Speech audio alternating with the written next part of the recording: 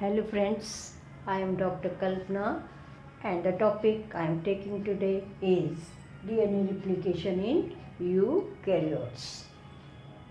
DNA replication eukaryotes में initiation कैसे होता है ये हमने पढ़ लिया है, इलोंगेशन कैसे होता है ये भी पढ़ लिया है।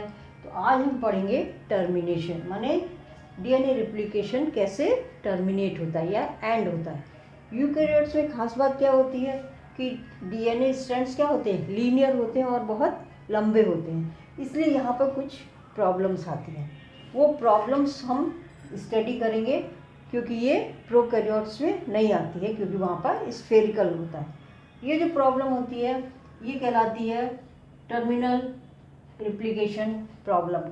तो एक तो हम ये पढ़ेंगे टर्मिनल या एंड रिप्लिकेशन प्रॉब्लम, ये क्या है और कैसे इसको ओवरकम किया जाता है। दूसरा हम पढ़ेंगे टीलोमियर्स, ये टर्म पढ़ेंगे, और एक पढ़ेंगे एंजाइम टीलोमरेज। ये तीन चीज़ें हमें यहाँ पर क्लियर करनी है, लेकिन उससे पहले ये सारे टर्म्स जाने हम, उससे पहले हमें क्या ज़रूरी है, डीएनए स्ट्रैंड्स में 5 प्राइम और 3 प्राइम एंड्स के बारे में बिल्कुल क्लियर होना चाहिए। और ये भी क्लियर होना चाहिए कि कोई भी पॉलीमरेज, डीएनए पॉलीमरेज हमेशा 5 प्राइम से 3 प्राइम में ही पॉलीमराइजेशन करते हैं। जो न्यूक्लियोटाइड ऐड करते हैं वो हमेशा इस डायरेक्शन में होता है, 5 टाइम टू 3 टाइम। इसको समझने के लिए हमें क्या करना ज़रूरी है, न्यूक्लियोटाइड का स्ट्रक्चर ज़रूरी है। न्यूक्लियोटाइड में शुगर होती है, आपको पता है कि फॉस्फेट शुगर, फिर फॉस्फेट शुगर, फिर फॉस्फेट, फिर शुगर, इस तरह से ये बैकबोन होती है। और शुगर से अटैच ये नाइट्रोजिनस बेसेस होते हैं। शुगर जो होती है वो पेंटोज शुगर है, 5 कार्बन वाली।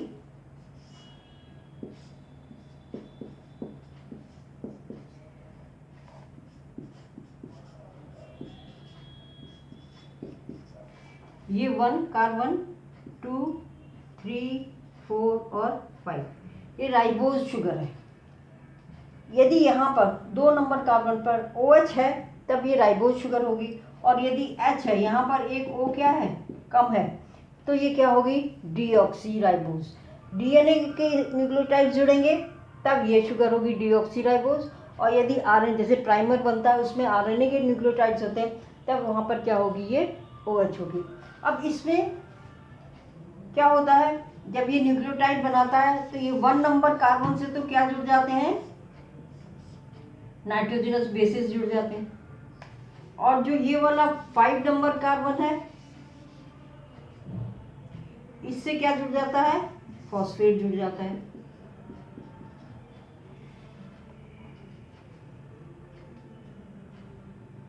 और ये जो 3 नंबर पे कार्बन है उससे क्या है, OH, फ्री OH। ये बहुत इंपॉर्टेंट है, 3 फ्री OH होगा तभी ये दूसरा न्यूक्लियोटाइड आके इसमें जुड़ेगा। अब ये एक न्यूक्लियोटाइड है, इसमें दूसरा न्यूक्लियोटाइड जुड़ना है तो इस साइड जुड़ेगा, इस साइड नहीं जुड़ेगा, क्योंकि इस साइड में फॉस्फेट है, फ्री OH नहीं है। इस साइड में क्या है, फ्री OH है, तो यहाँ पे आके ये दूसरा न्यूक्लियोटाइड यहाँ पे जुड़ जाएगा। ये OH, 3 प्राइम OH बहुत इंपॉर्टेंट है। तो इस तरह से ये आगे चलता जाता है। ये वाला एंड जो होगा इसका, ये कहलाता है 5 प्राइम और ये कहलाता है 3 प्राइम। 5 प्राइम पे क्या है, फ्री फॉस्फेट, 3 प्राइम पे क्या है, फ्री OH। शुगर में 3 नंबर कार्बन से अटैच फ्री OH है। तो इसका मतलब अब इसमें यदि और न्यूक्लियोटाइड जुड़ेंगे तो किधर जुड़ेंगे, इधर जुड़ेंगे, इस साइड। तो क्योंकि यहाँ पर इसको 3 प्राइम पे OH फ्री मिलेगा, इसीलिए जितने भी डीएनए पॉलीमरेज हैं वो सब 3 प्राइम पे ही दूसरा नया न्यूक्लियोटाइड जोड़ते हैं। तो जो डायरेक्शन ये चलती है ये हमेशा 5 प्राइम टू 3 प्राइम चलती है, और अपोजिट नहीं कर सकते, क्योंकि इस डायरेक्शन में बढ़ेगा, इस डायरेक्शन में बढ़ेगा तो इसका डायरेक्शन क्या हो गया, 5 टू 3, इधर बढ़ता चला जाएगा, इधर नहीं बढ़ सकता है। आप चाहोगे हम इस साइड में न्यूक्लियोटाइड जोड़ दें तो वो नहीं जुड़ता। कोई भी डीएनए पॉलीमरेज है, चाहे alpha, beta, gamma, delta, epsilon, जितने भी हैं, कोई भी वो 5 वाले एंड पे पॉलीमराइजेशन नहीं कर सकते। ये हमें ध्यान में रखना है, तब ये टर्मिनेशन समझ में आएगा। अब क्या था, जब इलॉन्गेशन में हमने पढ़ा था डीएनए के 2 स्ट्रैंड्स हैं, ये 5 प्राइम 3 प्राइम और दूसरा स्ट्रैंड 3 प्राइम, क्योंकि ये एंटी पैरेलल होते हैं। ये पेरेंट डीएनए के स्ट्रैंड्स हैं। अब इसमें क्या होता है, इलॉन्गेशन में हमने पढ़ा कि जब इसको दूसरा स्ट्रैंड बनना है तो पहले क्या बनता है, पहले प्राइमर बनता है। और इस वाले स्ट्रैंड में क्या होता है, कई सारे प्राइमर बनते हैं।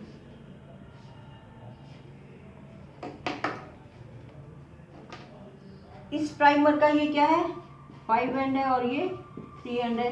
इस प्राइमर का ये 5 प्राइम एंड है और ये 3 प्राइम, 3 वाले को हम लिख देते हैं जो इधर 3 एंड है।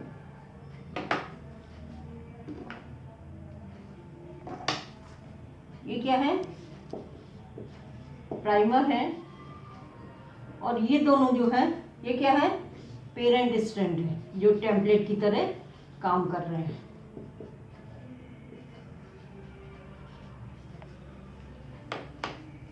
अब यदि हम इसको देखें, ये प्राइमर है। अब क्या होगा, जो डीएनए एप्सिलॉन आता है, पॉलीमरेज एप्सिलॉन, उसको यहाँ पे क्या मिल गया, 3 एंड मिला, मतलब फ्री ओवच है। तो ये क्या करेगा, इस डायरेक्शन में न्यूक्लियोटाइड को ऐड करता चलेगा। यहाँ इसको कोई प्रॉब्लम नहीं आएगी, और ये कंटिन्यूअस स्ट्रैंड बना देता है, जिसको कि हम लीडिंग स्ट्रैंड कहते हैं।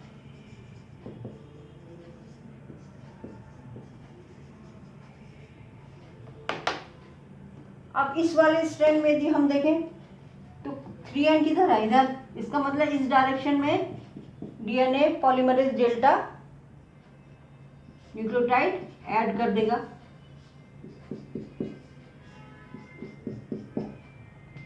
इस तरह से ये छोटे छोटे फ्रैगमेंट्स में बनेगा, और ये क्या कहलाएगा, ये कहलाते हैं ओकाजाकी फ्रैगमेंट्स।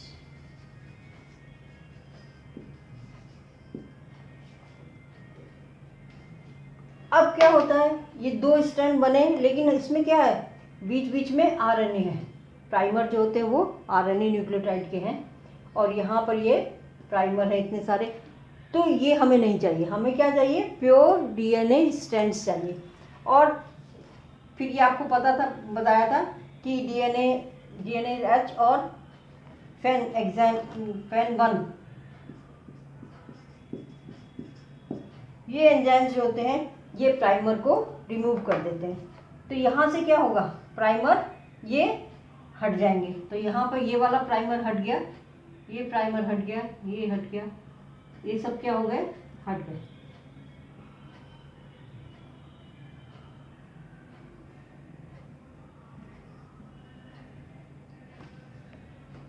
अब हम इनको देखें कि एंड्स क्या क्या है। ये इसका 3 प्राइम एंड था, और ये 5 प्राइम एंड है। और ये जो बच गए ओकाजाकी फ्रैगमेंट्स, इसका क्या है, ये 5 एंड है, ये 3 है, ये 3 प्राइम एंड है, ये 3 प्राइम एंड है, ये 3 प्राइम एंड है।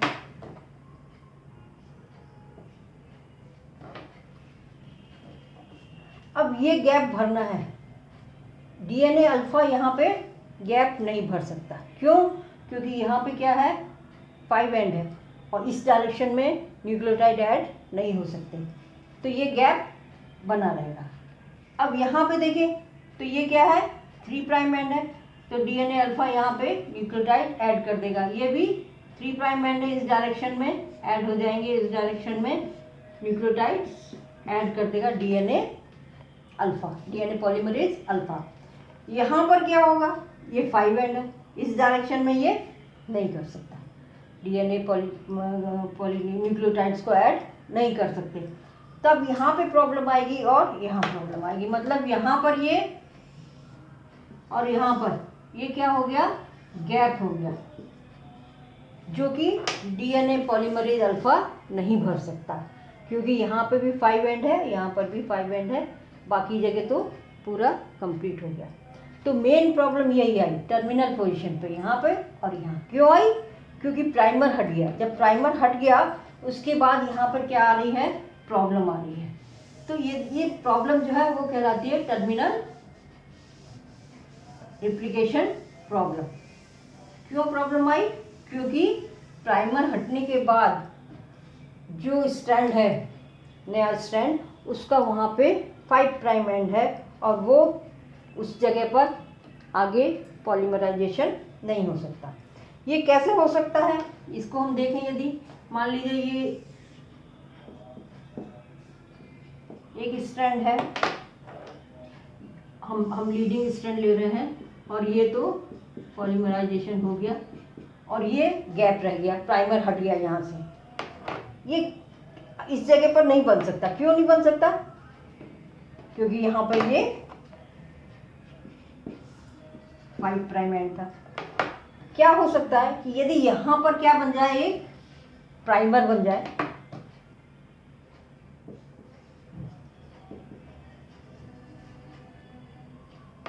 और उसका ये 3 प्राइम एंड होगा। अब इसको क्या हो गया? 3 प्राइम एंड मिल गया है, तो ये इस डायरेक्शन में अब यहाँ पर न्यूक्लियोटाइड को ऐड कर देगा। लेकिन प्रॉब्लम क्या है? प्राइमर बनने के लिए भी क्या होना चाहिए? टेम्पलेट होना चाहिए, यहाँ पर न्यूक्लियोटाइड्स होने चाहिए, तभी तो उनके कॉम्प्लीमेंट्री ये इसमें बनाएगा प्राइमर। मतलब क्या हुआ?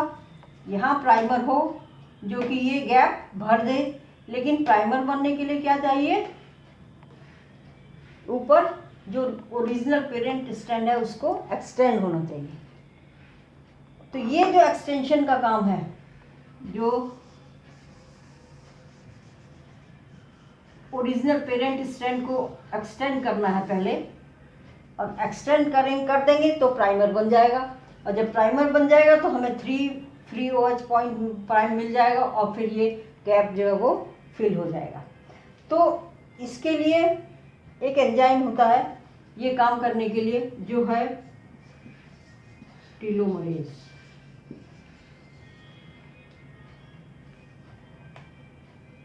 इसको थोड़ा बड़ा ले लें जिससे कि आपको बात में समझ में आ जाए।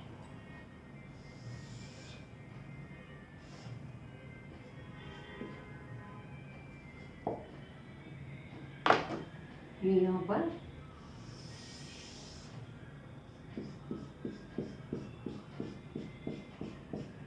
यहाँ तक हो गए थे,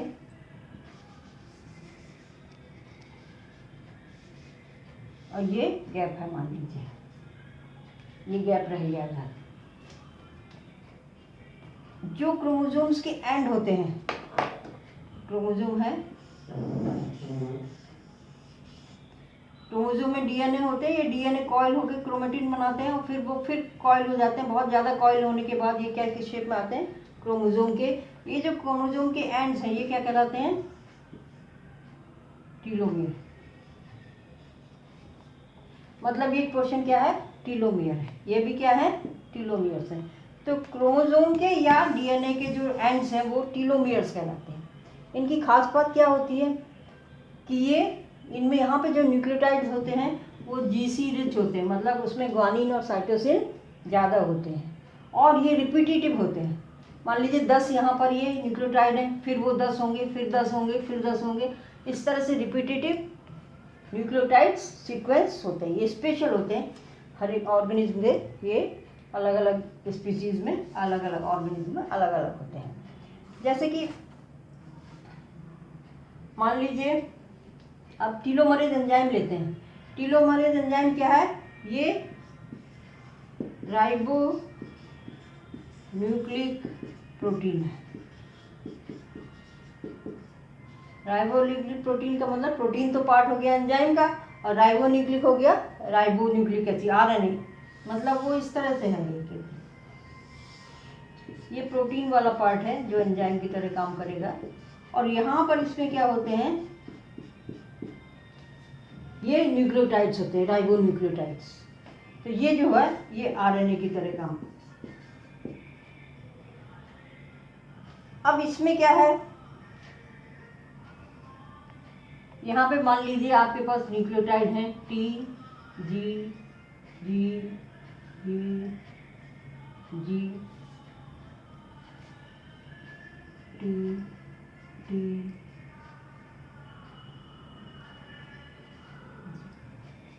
ये है मान लीजिए जो टीलोमियर है, जो पेरेंट स्ट्रैंड का टीलोमियर है, एंड है, उस पर ये सीक्वेंस है। तो ये जो टीलोमरेज होगा उसमें इसके कॉम्प्लीमेंट्री होंगे। मतलब यहाँ पर टी है तो ये क्या होगा, ए है, फिर जी है तो ये सी होगा, फिर ये ए होगा और फिर ये सी होगा।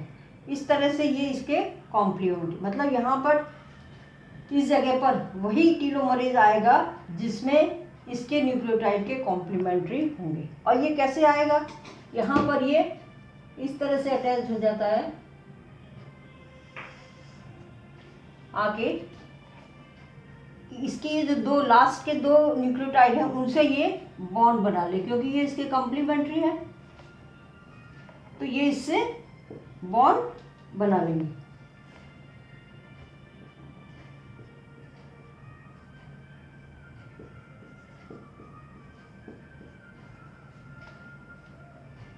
ये एंजाइम है टीलोमरेज।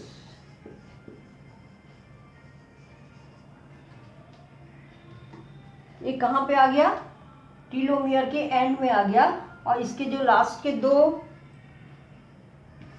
न्यूक्लियोटाइड्स हैं उनके कॉम्प्लीमेंट्री है इसके पास, इसलिए ये क्या करेगा, ये बॉन्ड बना लेगा दो न्यूक्लियोटाइड से। जब ये दो न्यूक्लियोटाइड बॉन्ड बना लेगा तब इसके कॉम्प्लीमेंट्री यहाँ पर एक्सटेंड हो जाएंगे। ये 3 प्राइम एंड है तो इसमें एक्सटेंड हो सकता है बिना किसी प्रॉब्लम के, और ये इसके कॉम्प्लीमेंट्री बन जाएंगे यहाँ पर टी टी जी। मतलब ये जो स्ट्रैंड है ये क्या हो गई, एक्सटेंड हो गई। अब फिर ये एंजाइम जो है यहाँ से हट के फिर ये यहाँ चला जाएगा और इसके लास्ट के दो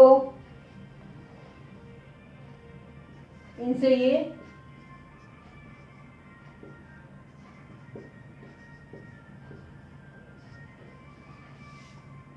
बॉन्ड बना लेगा, टीए और जीसी ये बॉन्ड बना लेगा। जब ये बॉन्ड बनाएगा तो यहाँ पर ये टेम्पलेट की तरह काम करेगा और फिर ये एक्सटेंड हो जाएगा। जो ओरिजिनल वाला है स्टैंड ये क्या होगा, एक्सटेंड हो जाएगा और इसके कॉम्प्लीमेंट्री यहाँ पर बन जाएंगे। तो इस तरह से ये इस टीलोमर एंजाइम ने क्या किया, जो ओरिजिनल पेरेंटल स्ट्रैंड था उसको इसने क्या किया, एक्सटेंड कर दिया। और यही प्रॉब्लम थी कि जब ये एक्सटेंड हो जाएगा तब फिर क्या होगा, टेम्पलेट मिल जाएगा प्राइमर बनाने के लिए। अब यहाँ पर ये टेम्पलेट अवेलेबल है, यहाँ पर क्या बन गया, प्राइमर बन गया।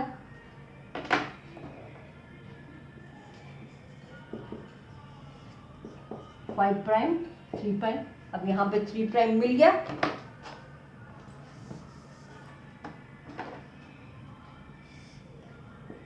प्राइम 5 प्राइम, अब प्राइमर के इसमें ये 3 मिल गया है। तब डीएनए पॉलीमरेज अल्फा क्या करेगा, ये कॉम्प्लीमेंट्री बना के इस डायरेक्शन में इसको फिल कर देगा। तो जो ये गैप था वो क्या हो गया, फिल हो गया। कैसे फिल हुआ, पहले तो ये स्ट्रैंड एक्सटेंड हुआ, ओरिजिनल पेरेंटल स्ट्रैंड, उसके बाद ये प्राइमर बन गया, क्योंकि प्राइमर को अब क्या मिल गया, टेम्पलेट मिल गया। ये यहाँ पर उसके कॉम्प्लीमेंट्री जो है न्यूक्लियोटाइड्स ऐड हो जाएंगे। अब इस प्राइमर का ये 3 प्राइम एंड है तो इस डायरेक्शन में ये, तो पहले तो ये बन गए थे इधर, यहाँ पे क्या हो गया था, गैप। वो गैप कैसे फिल हुआ, इस प्राइमर से एक नया प्राइमर बना। और ये प्राइमर कैसे बना कि इसको टेम्पलेट मिला जो ओरिजिनल स्ट्रैंड है उसको लंबा कर। अब फिर जो प्राइम डीएनएज एच है और फैन एंजाइम है वो क्या करेंगे, जैसे पहले रिमूव किया था प्राइमर को, वैसे ही यहाँ पर भी प्राइमर को ये रिमूव कर देते हैं। अब ये जो है ये पोर्शन ये इतने इम्पोर्टेंट नहीं है, इसको काट भी सकते हैं। वो जो एंजाइम आपको बताया था डीएनए एच और फैन 1, ये क्या करते हैं, एक्सोन्यूक्लियस है, ये इनको न्यूक्लियोटाइड को रिमूव कर देते हैं। और ये न्यूक्लियोटाइड इतने कोई पार्ट नहीं लेते, प्रोटीन सिंथेसिस में इनका कोई रोल नहीं होता, और ये जंक है, ये रहे ना रहे इससे कोई अंतर नहीं। और ये बाद में ये सब हट भी जाएंगे तो भी हमें अपना ओरिजिनल जो है डीएनए वो स्ट्रैंड वो मिल जाएगा जो कि पूरा होगा। यदि ऐसा नहीं होता तो क्या होता, हर बार इतना स्ट्रैंड क्या होता, छोटा हो जाता, ये छोटा हो जाता। और जब ये छोटा हो जाता तो फिर वो एंजाइम एक्सोन्यूक्लियस क्या करते हैं, ये जो हैंग फ्लैप है, ये जो एक स्ट्रैंड का जो फ्लैप है उसको क्या करते, काट देते। और ये क्या है, जीनोम का पार्ट है, तो इनके ये जीन्स जाने से तो क्या होगा, बहुत एडवर्स कंसिक्वेंसेस हो सकते हैं। ये जीन्स में भी responsible for some important characters. तो यदि ये वाला पोर्शन हट जाता तो ये इनके साथ साथ ये जीन्स भी चले जाएंगे। और दूसरा नुकसान क्या है कि जितनी बार रिप्लिकेशन होगा उतनी बार ही ये छोटा होता जाएगा। तो ये जो स्ट्रैंड बनेगा ये क्या होगा, इससे छोटा होगा। इससे छोटा ना हो उसके लिए क्या हुआ, उसके लिए ये हुआ कि ओरिजिनल स्ट्रैंड लंबा हुआ, उसको एक्सटेंड किसने किया, टीलोमरेज एंजाइम ने। और फिर उसके बाद यहाँ पर हमें प्राइमर बन गया और उस प्राइमर ने फिर ये जो गैप था वो फिल कर दिया। ऐसे ही जो है वो दूसरा वाला जो स्ट्रैंड है उसमें भी ऐसे ही होता है, इसमें भी ये तो सारे गैप फिल हो गए थे, ये 5 वाला रह गया था। ये इसमें भी क्या होगा, टीलोमरेज एंजाइम आके पहले इसको एक्सटेंड करेगा, जब एक्सटेंड हो जाएगा तब यहाँ पर प्राइमर बन जाएगा। प्राइमर इस तरह से बनेगा कि ये इसका 3' एंड होगा, और फिर इसके बाद जब ये 3 एंड मिलेगा हमें तो ये डीएनए अल्फा इसको कंप्लीट कर देगा। तो इस तरह से जो नया स्ट्रैंड बना है ये क्या होगा, ये छोटा नहीं होगा जितना इसमें, क्योंकि इसमें बहुत ज़्यादा इम्पॉर्टेंट जीन्स होते हैं, तो ये नहीं तो ये पोर्शन हर बार छोटा होता जाएगा। इस तरह से ये प्रॉब्लम जो होती है टर्मिनेशन की, टर्मिनल रिप्लिकेशन प्रॉब्लम की, जो डीएनए स्ट्रैंड्स के टर्मिनल पोर्शन है उसका भी रिप्लिकेशन हो जाता है, किसकी मदद से, टीलोमरेज एंजाइम की मदद से। तो आपको समझ में आ गया होगा। यदि अच्छा लगा हो तो ये इसको लाइक करिए और शेयर कीजिए। Thank you.